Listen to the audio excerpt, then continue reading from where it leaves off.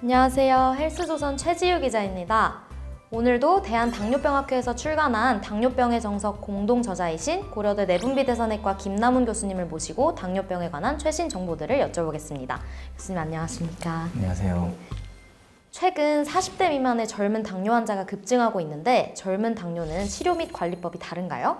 다른 연령층 당뇨병 환자보다 더 주의해야 할 점이 있다면 무엇일까요?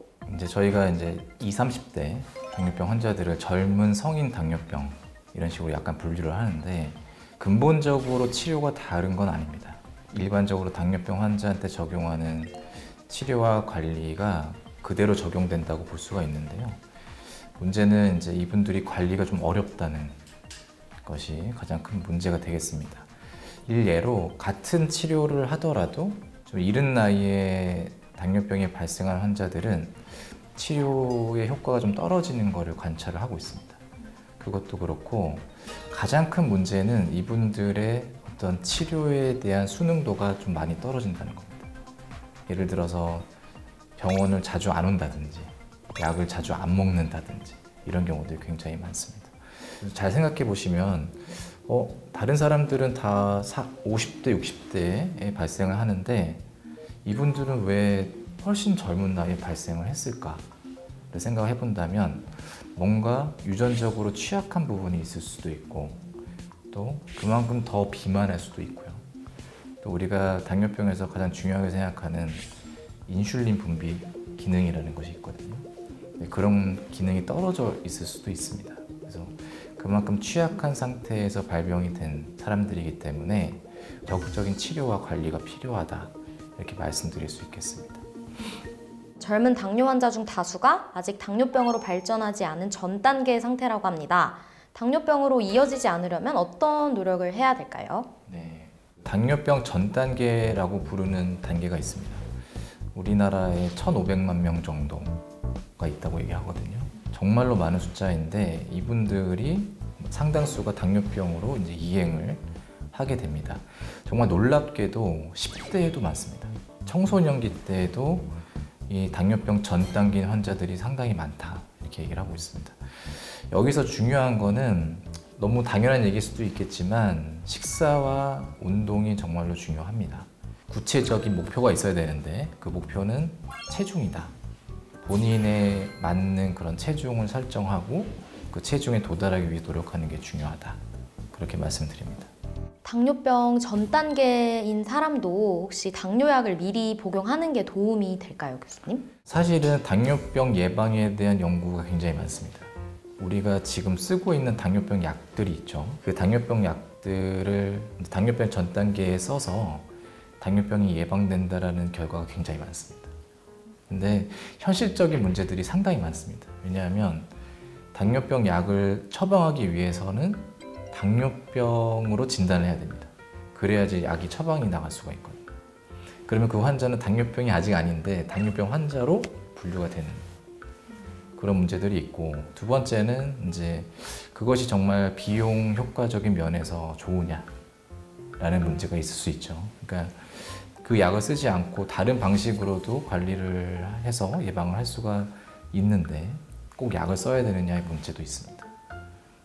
교수님께서 앞서 말씀해 주시기를 체중 관리 목표를 설정하면 좋다고 해주셨는데 젊은 당뇨 환자가 중장년층 당뇨 환자와 비교해서 좀 운동법에서 다른 점이 있을까요?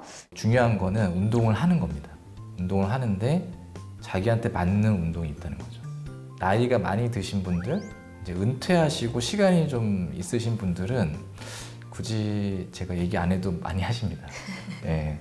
충분한 시간을 자기 관리, 운동에 많이 쏟으시는데 젊은 사람들은 거의 불가능할 때가 많거든요. 그러면 자기가 정말 짬을 내서 할 수 있는 운동을 찾아야 됩니다. 그것이 10분 정도 계단을 오른다든지 줄넘기를 한다든지 어쨌든 그것이 종류와 상관없이 어느 정도의 강도가 있는 운동을 본인이 찾는 게 되게 중요하고 그게 꼭 유산소일 필요는 없다.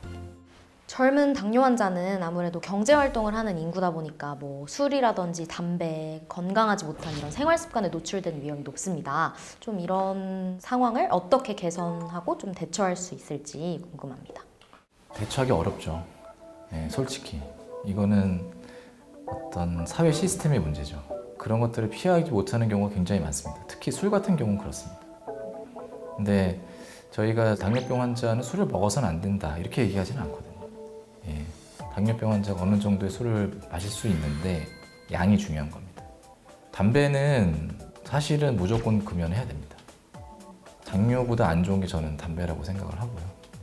그 다음에 식습관은 일단은 밤에 시켜 먹는 게 너무 많아요.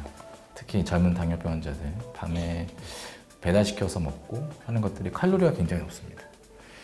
먹는 거에서 가장 중요한 거는 좋은 음식을 많이 먹어야겠다 이렇게 생각 많이 하시는데 사실 그게 아닙니다. 칼로리를 적게 먹는 게 중요한 겁니다. 당뇨병에게 좋은 음식이라는 건 없습니다. 엄밀하게 얘기하면 양이 중요한 것이고 양을 줄이는데 특히 나쁜 음식은 더 많이 줄여야겠죠.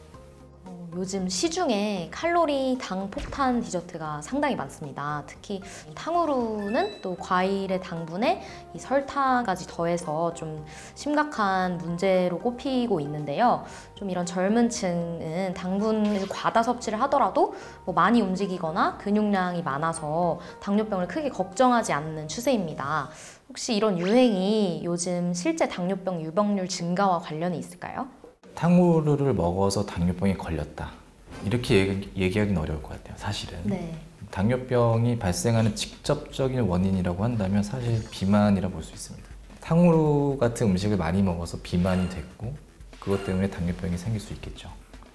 근데 탕후루 때문에 당뇨병이 생겼다 이렇게 얘기하기 사실 좀 어려운 부분이 있을 것 같아요. 근데 중요한 거는 정상적인 사람들은 뭐 나이와 상관없이 아무리 먹어도 혈당이 잘 안 오를 겁니다. 근데 만약에 당뇨병 전 단계 정도가 됐다 이런 사람들이 꾸준하게 이런 액상과당이 들어간 음식을 먹는다 라고 했을 때는 갑자기 나빠지는 경우들을 저는 종종 보았습니다. 어떤 위험 구간에 있을 때 이런 음식들을 장기간 복용하는 것은 당뇨병 발생과 밀접한 연관이 있을 것이다 그렇게 생각을 하고 있습니다. 그러면 교수님께서 추천하시는 좀 식후혈당 관리법이 있을까요? 일단은 단순당 줄이는 거 그거는 너무나 중요할 것 같고요. 제가 계속 강조해서 말씀드리는 거는 칼로리를 줄이는 겁니다. 식후 혈당의 증가를 결정하는 건 결국은 탄수화물입니다. 그래서 식후 혈당 관리를 위해서라면 탄수화물을 줄여야 되고 그 나머지 부분은 사실은 단백질이라든지 아니면 다른 음식들 좀 더 건강한 음식들로 채워야 되는 것이고 또 하나는 속도를 늦춰야 됩니다. 밥 먹는 속도. 그것이 너무너무 중요하고요.